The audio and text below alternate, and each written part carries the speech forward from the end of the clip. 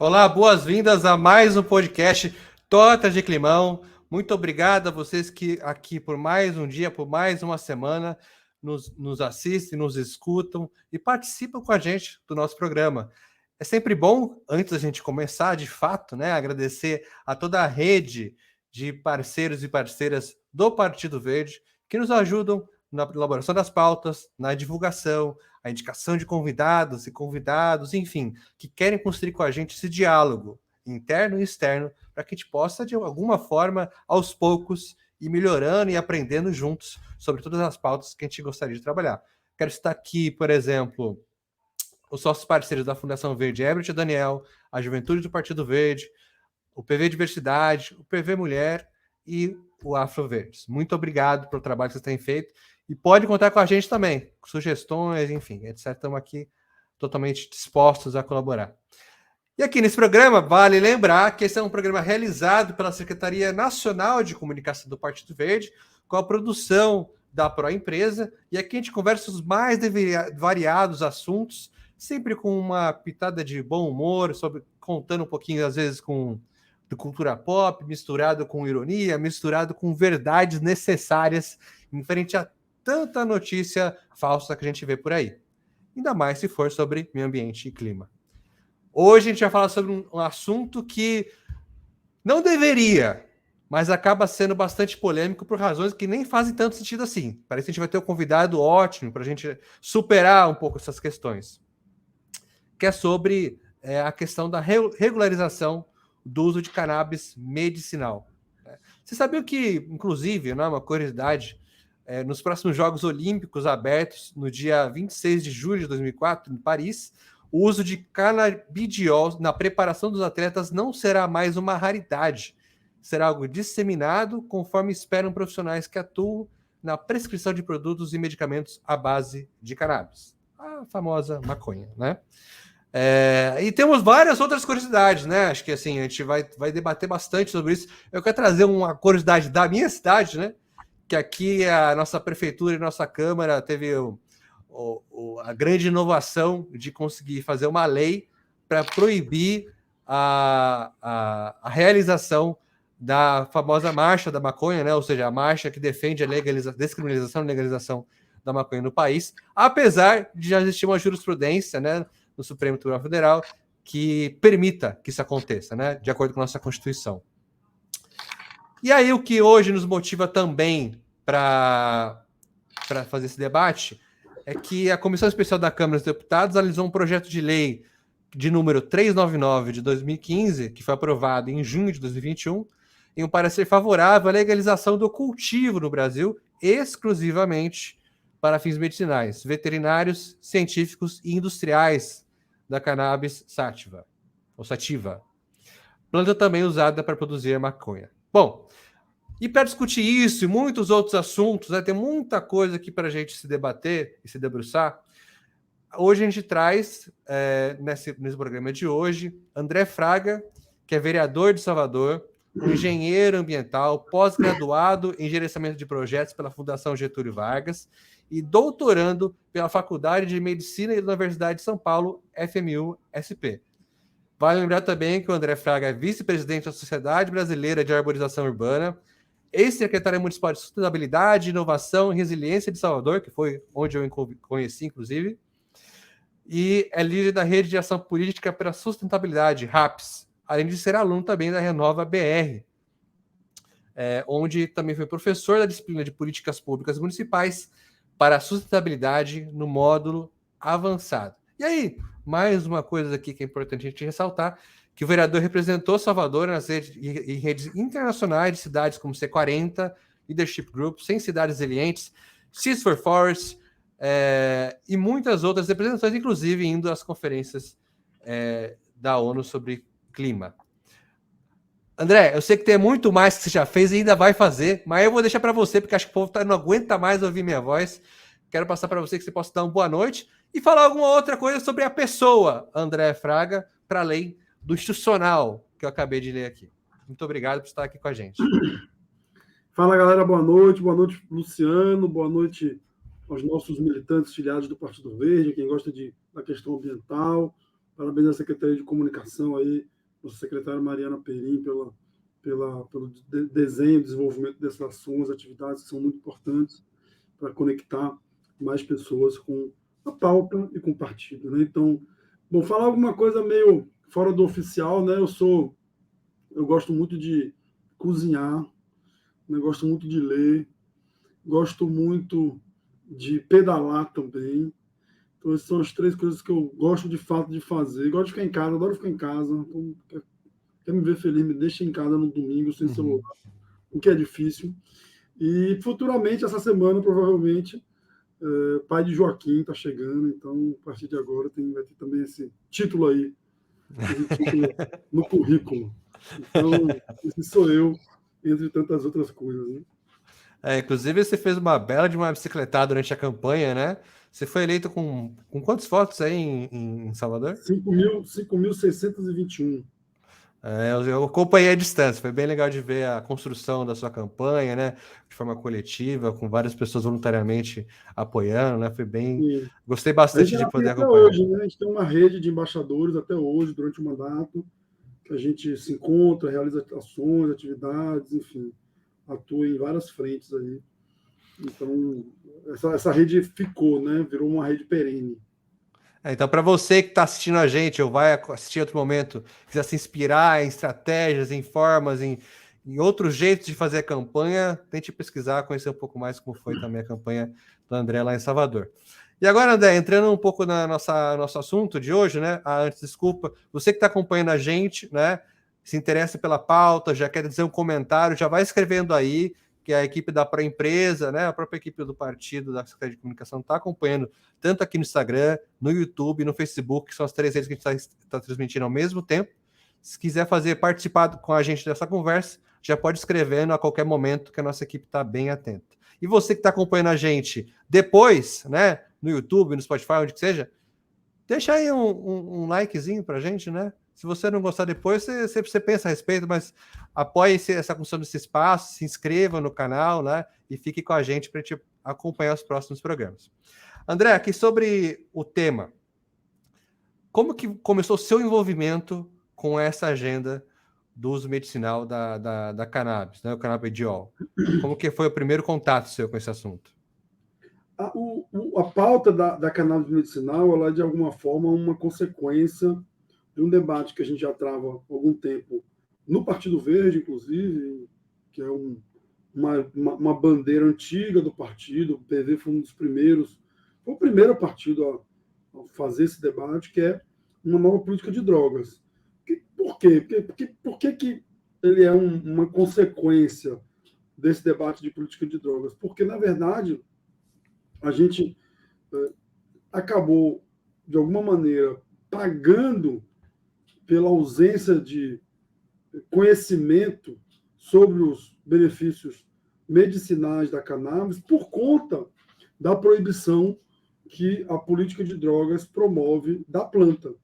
Então, para você ter uma ideia, para qualquer pesquisa científica que pudesse se desenvolver para buscar benefícios, né, ou efeitos medicinais da planta na ciência, enfim, na saúde das pessoas, era de alguma maneira quase que impossível de ser realizado por tanta burocracia, porque a planta é considerada uma droga, né, algo proibido. Então, era proibido fazer uso, era proibido plantar, ainda era proibido, e era muito complexo você viabilizar, por exemplo, plantas para você desenvolver pesquisa. Então, nesse debate, de alguma maneira, e eu já venho fazendo esse debate há algum tempo sobre a política de drogas, né? Já tem aí mais de 10 anos que eu busco fazer esse debate público, né? Não só em Salvador, mas, enfim, nacionalmente também. Ele foi de alguma maneira, né, o debate no Brasil sobre a questão da cannabis, ele foi ganhando esse viés. Existe, obviamente, com muita força, o viés antiproibicionista geral, e a gente pode falar sobre isso também, tem tudo a ver, mas o viés da cannabis medicinal acabou ganhando uma visibilidade, uma escala muito grande, e eu tive esse primeiro contato, esse primeiro grande impacto quando eu assisti um filme. Assisti, mas também fui um dos apoiadores no crowdfunding, né, na vaquinha virtual que elas fizeram, que é o filme Ilegal. Então, não sei se todo mundo aqui já assistiu, mas vale a pena jogar no YouTube. É um documentário que mostra o cotidiano de uma mãe que busca o canabidiol, o medicamento à base de cannabis, para sua filha. Esse filme, se eu não me engano, é de 2014 ou de 2015. E ele ajudou a produzir em escala nacional esse debate, fez com que, inclusive, a Anvisa começasse a mudar a interpretação para permitir o uso, a prescrição, o acesso ao medicamento à base de cannabis. Porque até aquele momento, e é isso que mostra o filme, por isso o nome é Ilegal, uma mãe que precisasse comprar um medicamento para tratar qualquer doença que um filho tivesse, uma pessoa, qualquer pessoa, mas no caso nesse filme é uma mãe, precisaria seguir um rito que a levava para a ilegalidade. Não era como se a pessoa fosse uma traficante, precisava viajar para o exterior, trazer de forma ilegal, escondido esse medicamento e tratar, nesse caso, a filha dela que tinha uma série de crises, né, se eu não me engano, epiléticas, enfim, muita crise, e com o medicamento ela conseguia, né, respirar, conseguia viver, conseguia ter qualidade de vida de uma maneira digna, o que, obviamente, tem impacto na vida daquela criança, mas tem impacto na família daquela criança, tem impacto na comunidade que aquela criança está inserida. Então, a partir desse filme, especificamente, é legal, a gente ganhou escala, né, nesse debate, a gente, no Brasil, conseguiu, e aí foi onde eu fui mais impactado por isso, e foi o meu primeiro contato, efetivamente, com esse debate da cannabis medicinal. Sim, assim, isso costuma também fazer um paralelo, né, de temas, que também é um tema que você discute bastante, né, e é um ativista dessa questão do vegetarianismo, também tem muito disso, né, de que documentários, né, esse tipo de produção que ajuda a pessoa também criar um vínculo empático com quem de fato está ali sofrendo com alguma questão, ou dos desafios, né, tentando passar por desafios, porque senão fica como você disse, né, e a gente vai para esse assunto. Muito nessa disputa de narrativas, principalmente dessa de punitivista, né, proibicionista, do quanto que essa é uma porta para outras drogas, né, e quando a gente fala para o consumo recreacional, né, não estou falando nem do medicinal, mas é que acaba atrapalhando também o medicinal, né, porque acaba entrando tudo no mesmo pacote, né, acho que você pode até falar um pouco disso depois na hora que for destrinchar essa narrativa que tem na maioria dos países onde a direita é muito forte, né, principalmente, né, ou conservadora. Então, queria entender também, né, acho que você pode falar um pouco para a gente como que é esse enfrentamento a partir da sua... Depois a gente vai para o nacional, mas eu queria entender como que é esse enfrentamento, porque você recentemente aprovou uma lei em Salvador nesse sentido, né? Como que foi esse enfrentamento a partir de uma realidade local, né? Porque aqui eu sou de uma cidade que é de maioria conservadora, nós temos um vereador, um prefeito missionário de uma igreja, né? E chegou-se a um ponto de você criar uma lei inconstitucional para impedir a marcha da maconha de acontecer na cidade. E como que foi essa questão da discussão desse debate em Salvador? É isso. Começando ali pelo primeiro ponto que você traz, é isso. Hoje, cada vez mais, eu lembro que você falou do vegetarianismo, eu lembro que eu assisti uns 15 anos atrás aqueles filmes, né, o Carne é Fraca, Terráqueos, eram filmes que a gente conseguia, assim, baixando de algum lugar, alguém passava para o outro no pendrive. Então, hoje em dia você tem tudo, você tem um acesso muito mais facilitado, né? Você consegue viabilizar muito mais, conseguir ter muito mais informação, muito mais acesso. E, de alguma maneira também, infelizmente, você também, por outro lado, tem o uso, a gente está cansado de saber aqui no Brasil, e no mundo inteiro, na verdade, também o uso dessas plataformas, né, desses mecanismos, desses instrumentos também para a desinformação. Então, você tem um laicar, de certa forma, que, de alguma maneira, equilibram o jogo, mas nos permitem, de alguma forma, também produzir mais conhecimento e mais acesso a esse conhecimento. Então, esse é um ponto importante. Isso inclui a questão da cannabis. Então, por exemplo, o filme Legal foi um pouco isso, né? Então, um filme, um vídeo um mini documentário que trouxe uma situação real de uma família que tinha um problema, né, de saúde com uma filha e que fez tudo, inclusive ir de encontro à lei, porque é uma lei injusta, uma lei inadequada, mas a mãe se colocou nessa posição para viabilizar o medicamento para sua filha. Então, e aí você promove o debate público, você começa a mostrar para as pessoas que uma coisa é uma coisa, outra coisa é outra coisa. Medicamento é uma coisa e o uso recreativo é outra coisa, e que pese esses assuntos sejam conectados, porque pelo assunto que eu já falei. Se você tiver uma ideia, você tem os efeitos positivos da cannabis para o tratamento, por exemplo, de epilepsia, foram descobertos aqui por um pesquisador brasileiro aqui da Unifesp, se eu não me engano, o Edson Carlini, na década de 80. Na década de 80, imagina, desde a década de 80 já se sabe que a cannabis medicinal ela é positiva para o tratamento de epilepsia. Imagina agora você quantas pessoas poderiam ter sido tratadas já com seu sofrimento reduzido, né, com a melhoria da sua qualidade de vida, em função do uso desse medicamento, se esse medicamento fosse mais acessível, mais barato, e não tivesse tanta burocracia para a pesquisa. Então, isso, se a gente olhar para a década de 80, mas a gente podia olhar isso desde a época da proibição, né? 40, 50, 60, depende do país, depende da realidade, e você tem proibições que vão a 80 anos atrás. Então, esse é um ponto importante. Com relação ao contexto local, a gente aqui tinha também essa preocupação, né, da polêmica, da bancada mais conservadora. A gente entendia que, sim, poderíamos enfrentar esse desafio, mas confesso a você que a gente traçou uma estratégia de diálogo, de conversa, centrada nessa bancada, nesses vereadores e vereadoras que se auto-intitulam mais conservadores, né, mas, inclusive, eles chamam aqui da bancada cristã, que envolve, né, denominações evangélicas, mas também vereadores que têm uma relação mais próxima à Igreja Católica e tal.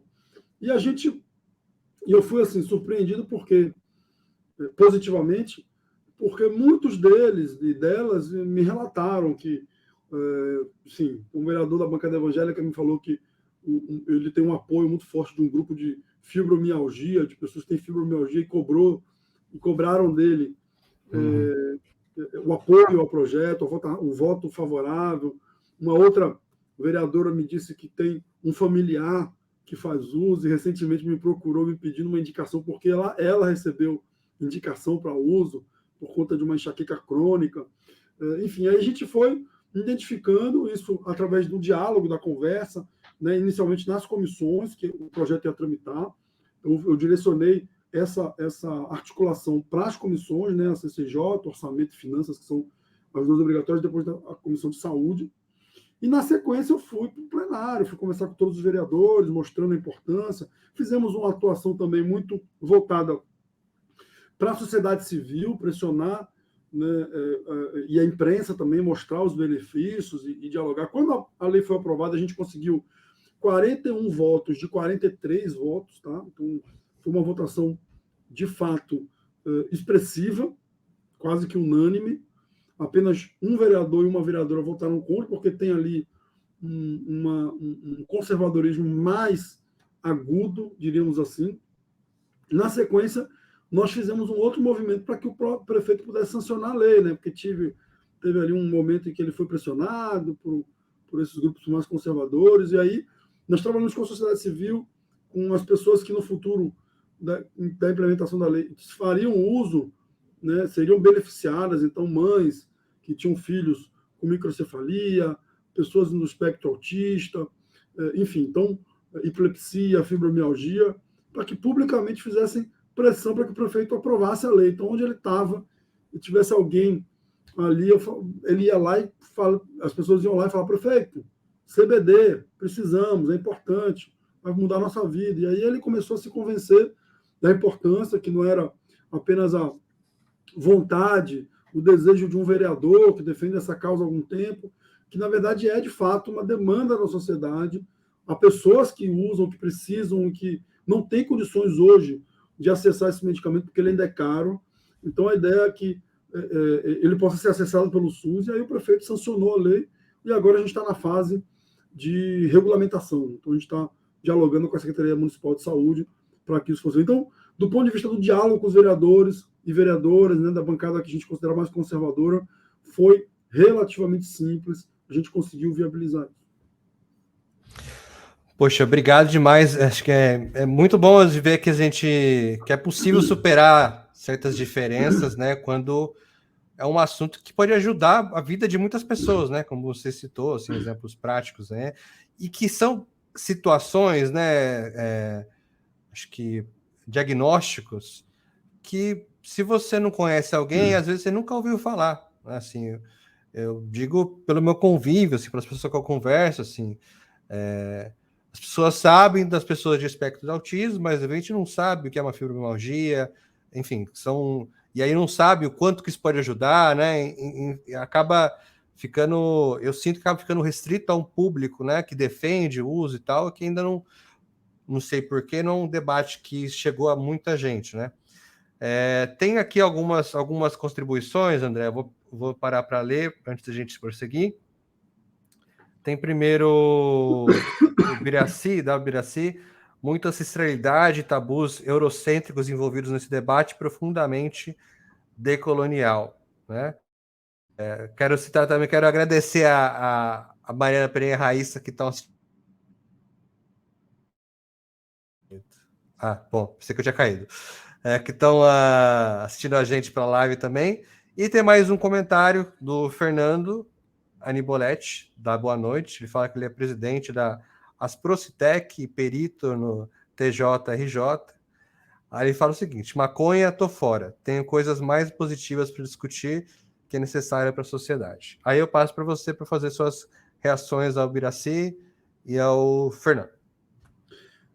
É isso, vamos lá. É isso, Biraci. De fato, tem um pouco isso. Na verdade, a origem da proibição da cannabis, ela é uma origem racista, né? A gente percebe um modelo muito claro. Por exemplo, quando você quer controlar um segmento da população por motivos diversos, você de alguma maneira faz o controle e tenta fazer, né? E proíbe questões culturais relativas àquele povo. Então, no caso especificamente da cannabis, você olha para o Brasil, no Brasil, logo após a abolição da escravidão, você tinha um contingente gigantesco de pessoas ex-escravizadas, né? Obviamente, na sua totalidade negras, e esse racismo bem claro fazia com que, por exemplo, lá atrás o candomblé fosse algo proibido pela justiça, pelo Estado. Você teve a capoeira proibida pelo Estado durante o tempo, e a maconha foi proibida durante muito tempo. Quer dizer, é proibida ainda, mas foi proibida.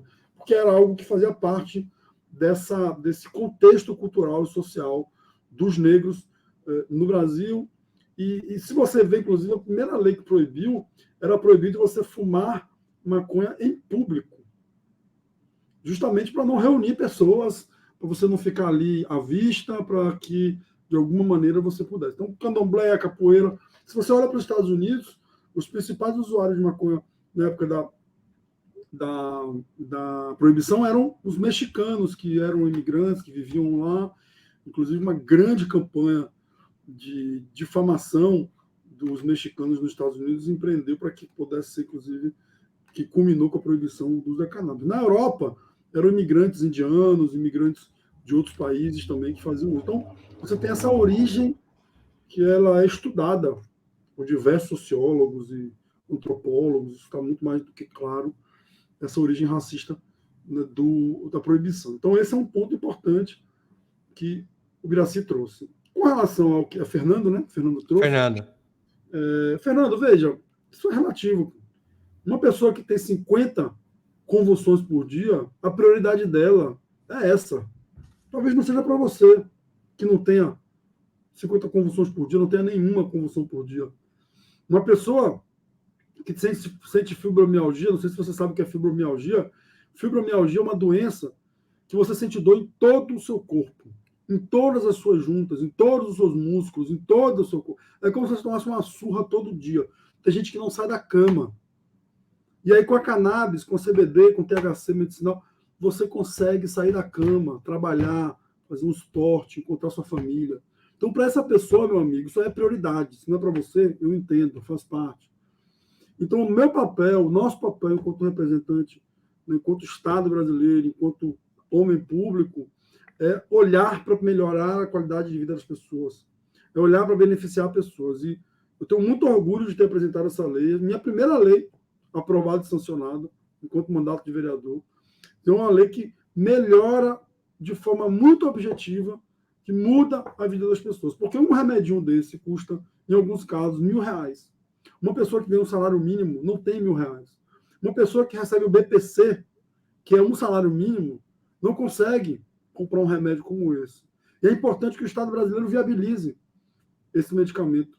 É importante que o Estado brasileiro garanta qualidade de vida para as pessoas. Uma pessoa que passa por um processo depressivo, que está vivendo ansiedade, que a gente está vendo muita gente com isso, essa pessoa tem o direito de receber um medicamento que vai ter baixíssimo efeito colateral, diferente dos ansiolíticos, tarja preta, que essas pessoas muitas vezes consomem, que geram uma dependência gigantesca, que produzem efeitos adversos enormes. Nós estamos falando de um medicamento natural, um medicamento que é basicamente o extrato de uma planta. Então, Fernando, me permita discordar de você. Meu papel é melhorar a vida das pessoas. E tem muita gente, e é para muita gente, é muita gente mesmo, que isso aí é prioridade. Então, se para muita gente isso é prioridade, para mim passa a ser prioridade também. E falando em melhorar a vida das pessoas, né? Como que essa lei que você fez municipal facilita esse processo? E o que precisa acontecer ainda nacionalmente para isso ser ampliado ainda mais, ou facilitado? Qual que é a dificuldade hoje de você acessar o canabidiol, enfim, os outros produtos que você mencionou? Então, desde daquele filme legal, veio mudando um pouco isso. Então, a Anvisa passou, então, com muita burocracia lá atrás, permitir, aí foi reduzindo a burocracia. Hoje você encontra o medicamento em farmácia já, alguns deles, tá? Você já consegue encontrar. Mas ele ainda é muito caro. Por que ele é muito caro? Porque tem que importar. Hoje no Brasil você tem, se eu não me engano, 3 associações que podem plantar e produzir o medicamento apenas no Brasil inteiro, e boa parte do medicamento é importado. Então ele ainda é muito caro. Ele ainda fica fora do alcance de muitas famílias brasileiras, ainda mais no momento que a gente está vivendo de crise econômica, de inflação alta e empobrecimento das famílias. Então, o que o nosso projeto apresenta é que é um projeto muito similar que outras cidades, outros estados têm apresentado e avançado, como cidades como Niterói, Búzios, estados como São Paulo, Alagoas, Paraná. Já tem projetos de lei semelhantes, leis aprovadas já, na verdade, semelhantes. Projeto de lei, eu acho que no Brasil inteiro, todos os estados, boa parte das capitais e cidades maiores têm projetos de lei já. Alguns casos aprovados já como lei, outros ainda tramitando. Então, o que ele diz? Basicamente, ele garante como direito do cidadão o acesso ao medicamento de forma gratuita no Sistema Único de Saúde. Então, é um direito, passa a ser um direito do cidadão soteropolitano, do cidadão de Salvador, a ter acesso a esse medicamento. É claro, obviamente, você não é simplesmente passar na farmácia, pegar o medicamento, pediu e tal, você vai ter uma série de regras, mas a lei já traz algumas dessas regras que vão ser aperfeiçoadas na regulamentação. Então, por exemplo, relatório médico, a requisição também do medicamento, né? Enfim, a receita do medicamento. Então, esses 2 documentos são básicos. E a partir daí a gente vai entender, por exemplo, quanto é que nós vamos ter pelo executivo de orçamento para isso e quem é que vai ter prioridade no acesso. Certamente, vamos trabalhar para que pessoas que tenham baixa renda, que comprovam essa baixa renda, a gente que tem... Aí vamos identificar isso tudo, a gente vai dialogar e discutindo com a Secretaria de Saúde. Mas, basicamente, é acesso ao medicamento de forma gratuita. No Brasil, a gente tem um PL 399 na Câmara de Deputados, já aprovado pela comissão. Tinha uma comissão especial que aprovou o projeto de lei e está aí aguardando a qualquer momento poder ser pautado no plenário. Como a gente está com um Congresso um pouco mais conservador, eu não sei como é que isso vai se dar, porque o presidente anterior, tinha declarado algumas vezes que ia vetar o projeto, então optou-se por aguardar a eleição, né, aguardar o resultado. Graças ao povo brasileiro, ele foi embora, por enquanto, precisamos estar atentos. Então, o novo presidente, certamente, acredito, sancionaria a lei, mas o Congresso ainda o Congresso ganhou uma outra conotação um pouco mais conservadora, então a gente agora precisa entender como vai se dar isso, pressionar os deputadas federais, para que eles possam pautar e aprovar o projeto, porque, como eu disse, são muitas vidas que dependem e podem melhorar com esse projeto. A ideia também do PL 399 é regulamentar, né, o uso da cannabis no Brasil, inclusive com possibilidade de plantio, produção de medicamento, e etc. O que eu sinto que talvez possa ser, não sei se você concorda comigo, o uso de discurso lacrador nas redes vai ser essa questão de poder fazer plantio, né? Que eu acho que daí vão criar várias teorias de conspiração, inventar dado.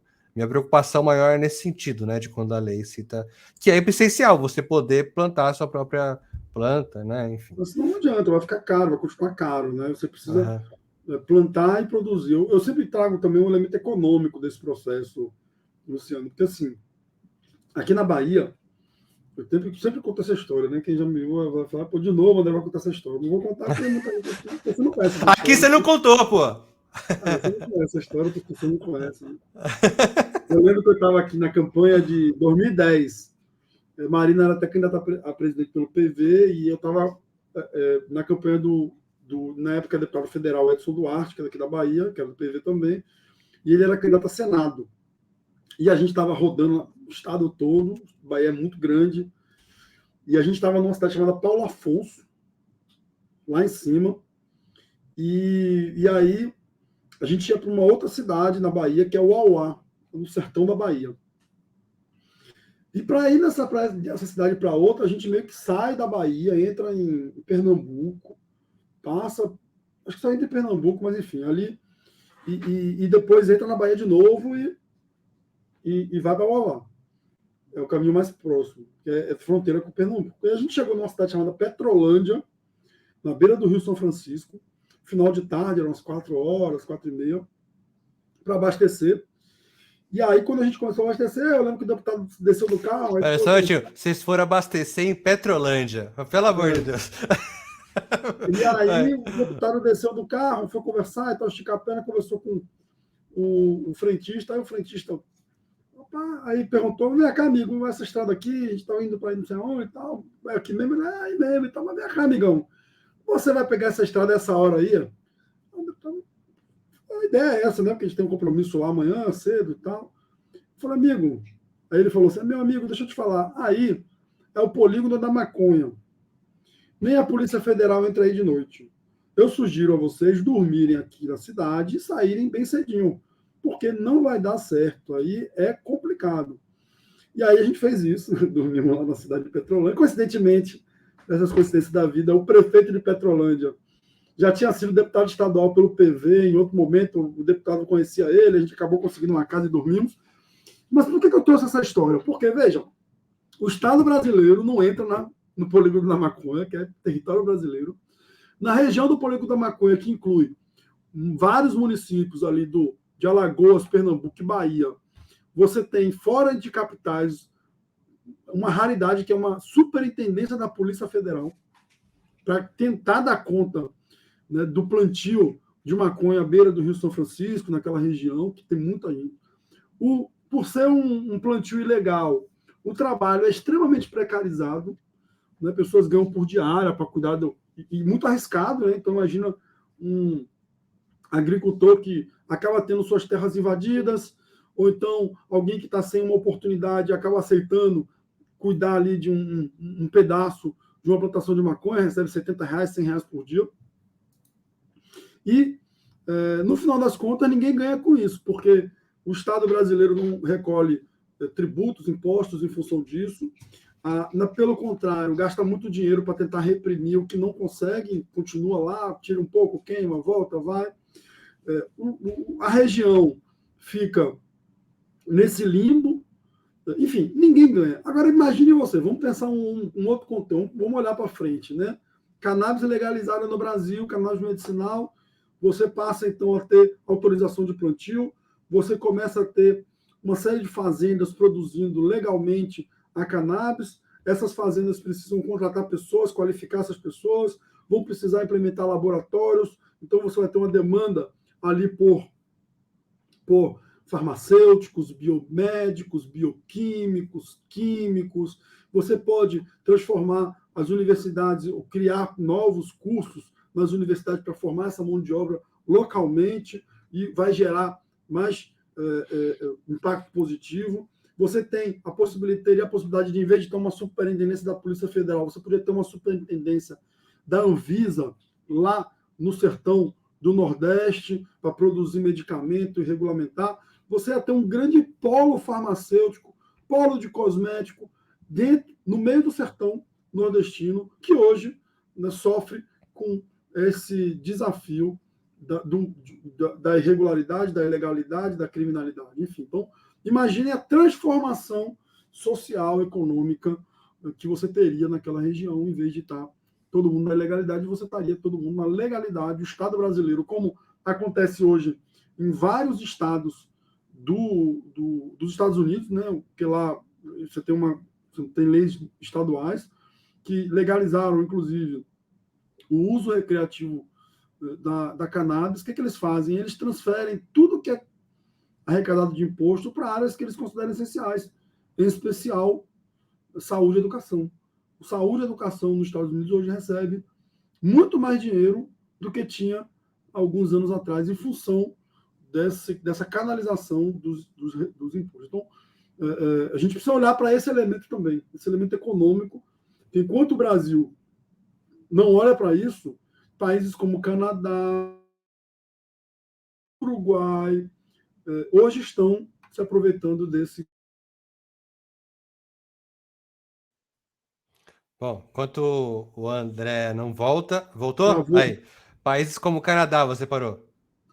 Países como Canadá, Colômbia aqui do lado, né, enfim, países europeus estão se aproveitando, produzindo medicamento e vendendo para quem? Vendendo para a gente.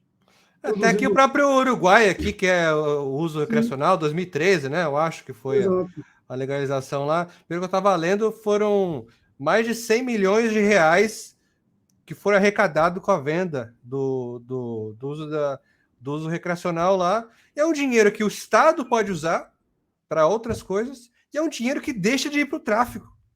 Né? Exato. É um ganha-ganha em vários sentidos, né? Enfim, indo para. Mas assim, temos alguns comentários aqui, André. Tem bastante gente interessada em participar da conversa. Temos aqui a Jéssica Dias, que fala para a gente que a priminha dela de 6 anos vai ter de usar cannabis porque ela tem síndrome de Dravet. Desculpa se eu pronunciei errado. Aí temos aqui uma pessoa com o nome Um Pé de Amora. Eu já falei, gente, você vai mandar uma mensagem aqui para a gente, me ajude também escrevendo o seu nome, caso o seu arroba não seja o seu nome. Mas essa pessoa fala que a live estará disponível depois. Minha filha ainda não dormiu, acho que para ela poder assistir. Sim, as lives no dia seguinte já fica disponível no YouTube do Partido Verde, e durante a semana também vai ficar disponível no Spotify e outras redes de transmissão, né, de podcast, etc. Inclusive no Spotify é o áudio e o vídeo, se você quiser assistir também. Aí o Pé de Matão me pergunta: já encerrou os 30 dias de regulamentação da lei municipal? E aí? E também fala: está dentro da farmácia de alto custo do SUS, no caso? Falando sobre como acessar. Aí, de novo, a Jéssica: o canabidiol pode ser produzido por farmácias verdes naturais pelo Brasil ou é realmente um medicamento de alto custo? Temos, então, essas participações para você reagir, por favor. Vamos lá. A regulamentação, de fato, é 30 dias. Eu conversei com a Secretaria de Saúde essa semana. A interpretação delas é que são 30 dias úteis, então ficou mais uns Então 40. tá. 30 dias comerciais. Então a gente está. Mas a secretária está super disposta, a gente dialogou bastante, está super assim, parceira desse processo, tenho que agradecê-la, a secretária Ana Paula, porque ela tem sido uma parceira. Com relação a. Na verdade, não é a regulamentação, tá? Desculpa. É a criação do grupo de trabalho que vai trabalhar na regulamentação. Então, a mesma coisa aconteceu com São Paulo recentemente. Então, as leis foram meio que inspiradas umas nas outras. Então, a gente agora vai ter um grupo de trabalho que vai trabalhar na regulamentação. Com relação a qual foi a tua pergunta aí, Luciano? Teve uma pergunta que é se ele pode ser se está disponível nas farmácias de alto custo, né, para acessar. Você falou de receita. Eu tenho uma pergunta sobre receita depois eu faço.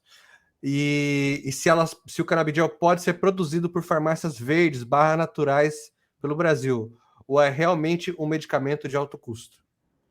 Nas farmácias assim, do SUS ainda não, porque a lei está sendo regulamentada, a gente ainda está trabalhando na lei, então você não vai ter na farmácia. Então, a gente vai decidir como é que vai ser esse processo, quem vai ter acesso, de que maneira, o que vai ser necessário para ter esse acesso, etc. E tal. Hoje em dia, muita gente tem conseguido, e as próprias secretarias de saúde, inclusive aqui de Salvador, né, a partir de demanda judicial, conseguir que a prefeitura forneça. Daí tem que entrar na justiça, dizer que precisa. Né? Então, aqui em Salvador já tem acontecido isso. Em outros lugares do Brasil também. Com relação à produção do medicamento, basicamente, gente, o óleo da cannabis é basicamente o extrato da flor, certo? Então é basicamente isso, em alguns casos da planta, com tudo, do sol da flor. Então você pega a planta e a partir de um processo mecânico, inclusive, você retira o extrato óleo. Então, deveria ser um medicamento muito mais barato, mas em função da burocracia, dos desafios, ele é mais caro. Então, a ideia de produzir uma série de legislações municipais e estaduais é pressionar para que o mercado ganhe dimensão e esse medicamento fique mais barato. Essa é a ideia. E que também a gente pressione a nível federal para que isso seja regulamentado. Então, no Brasil você tem já poucas, mas tem algumas pessoas que produzem, que têm seus pequenos laboratórios. Tem muita gente que faz CBD em casa, o que não é indicado, porque por ser medicamento precisa seguir padrões de qualidade, e muitas vezes você não consegue, na verdade, quase nunca você vai conseguir seguir padrões de qualidade. Como qualquer medicamento, você tem as dosagens adequadas, então muitas vezes você não consegue fazer isso em casa sozinho, então é um pouco arriscado, mas no desespero, muitos pais acabam fazendo esse medicamento em casa porque não tem alternativa, é muito caro, é muito burocrático, etc. Então esse é um dos motivos também para que a lei possa garantir essa segurança, né, do medicamento. E o que eu queria perguntar, antes de eu voltar para outros comentários aqui do chat, o pessoal está comentando com a gente, quanto à receita, que você fala que é uma obrigação, né, um dos passos para você poder requerer esse medicamento. Os médicos têm optado com isso por uma primeira opção? Tipo assim, você está com esse quadro, o mais indicado é o canabidiol, então vou dar essa receita, ou ainda há uma grande resistência da classe médica em aderir a esse medicamento? Você tem algum tipo de Então, conhecimento nesse sentido? esse é um ponto interessante, porque a Anvisa, inclusive, ela coloca que a cannabis medicinal deve ser a última opção, quando poderia ser a primeira. A classe médica tem estudado muito mais, tem buscado, muitos médicos estão de fato interessados nos benefícios. Acho que tem ganhado escala esse processo. Eu tenho ouvido pouquíssimos relatos de médicos que não estão dispostos a receitar a cannabis medicinal ou não estão interessados em falar sobre o assunto. Eu tenho, de fato, ouvido pouco sobre isso. Né? Alguns relatos ainda assim de médicos que não aceitam, não acreditam, e aí eu sempre sugiro, mude de médico, porque esse aí não está buscando não está interessado em se atualizar, porque são muitos estudos científicos que já relatam melhoria. Estudos científicos, se você chegar na PubMed, né, que é a principal plataforma de divulgação científica em medicina e saúde do planeta, você digitar lá cannabis medicinal, você vai encontrar hoje mais de 20 mil referências, ou seja, 20 mil estudos científicos que vão dos mais simplificados aos mais complexos, que vão mostrar benefícios, né, em diversas frentes, né, desde mal de Parkinson, Alzheimer, até para dor crônica, ansiedade, insônia, passando por doenças como transtorno do espectro autista, como questões, doença não, que transtorno do espectro autista não é doença, né, mas transtorno do espectro autista, como crianças com microcefalia, enfim, tem uma série, são muitas possibilidades de uso da cannabis medicinal. Então, se esse médico está resistente, mude de médico. Boa. E aí temos aqui mais alguns últimos comentários, tá, pessoal? Que a gente está chegando no nosso limite de horário aqui. E vamos lá. Temos mais aqui um comentário de novo da Um Pé de Amora, da pessoa Um Pé de Amora. Minha filha se chama Amora e tem encefalopatia epiléptica e atraso no desenvolvimento neuropsicomotor. E já faz uso do canabidiol importado. No caso, como funcionará a regulamentação para os que são importados? Veja, na verdade, no nosso caso da lei aqui, a gente não regulamenta se é importado ou se é nacional. A princípio, qualquer um pode. Aí essa parte é mais coisa executiva. Porque, por exemplo, no caso do poder público, a gente tem a obrigatoriedade de fazer licitação, né, de fazer uma concorrência. Então, obviamente que nesse processo de regulamentação vai se entender de que maneira isso vai ser feito e vai ser realizado. Se vai ser importado, se vai ser nacional, vai ser trabalhado essa estruturação a partir do processo de regulamentação. Agora tem o nome, que é a Adriane. Adriane, obrigado pela sua participação. E é isso, assim, o André, né, tem lutado por essa causa já há bastante tempo. O Partido Verde, como ele disse, luta por essa causa há muito tempo. Então, qualquer dúvida que você tiver nessa questão, né, quiser ter mais informações, busque, né, o partido, o mandato do André, né, com certeza ele ou a equipe dele vai poder ajudar a tirar dúvidas nesse sentido, né? A gente está aqui realmente buscando promover políticas, soluções que tentem ajudar a sociedade, né? Esse é o nosso papel. Pessoal, a gente está chegando no nosso limite de horário. Quero agradecer muito a participação de todos e todas vocês que, mais uma vez, nessa quinta-feira, participaram com a gente, deixaram suas opiniões, seus comentários, né? Seus desagravos. Acho que o Partido Verde é sempre um partido que está aberto e estará aberto ao diálogo, né? Seja ele favorável ou contrário a qualquer pauta. Mas aqui a gente tenta mostrar as vantagens e o porquê que esse assunto é tão importante, como o André já brilhantemente trouxe nos vários pontos que ele comentou aqui no programa de hoje.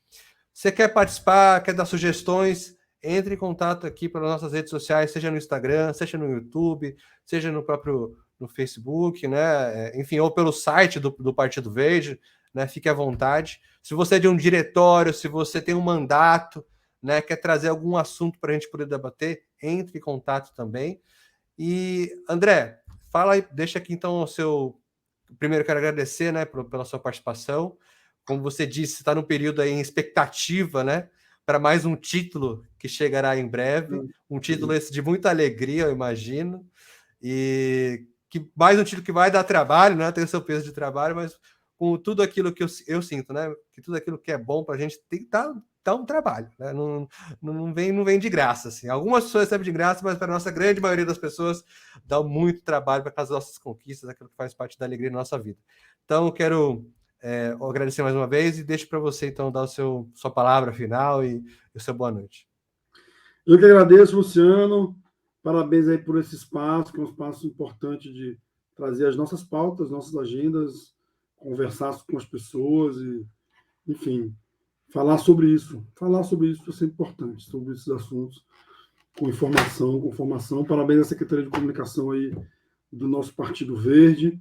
Espero poder ter contribuído com esse tema, que é um tema, como você falou, né?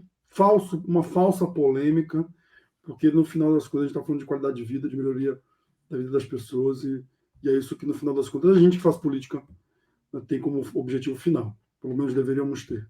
Então, obrigado pela oportunidade, vamos nessa, só me convocar se achar que dá para contribuir novamente no futuro. Vou ficar aí offline nos próximos meses, pelo menos um mês aí, 1 mês e meio, 2 meses. Mas depois eu estou à disposição de novo. Um abraço, galera. Ótimo, obrigado, André. Obrigado mais uma vez a todos vocês. Então é isso, né? Aqui esse é um espaço que, se você gostou do assunto da conversa de hoje e conhece alguém que ainda tem uma série de tabus contra esse assunto, mande o link para essa pessoa, chame ela para assistir com você.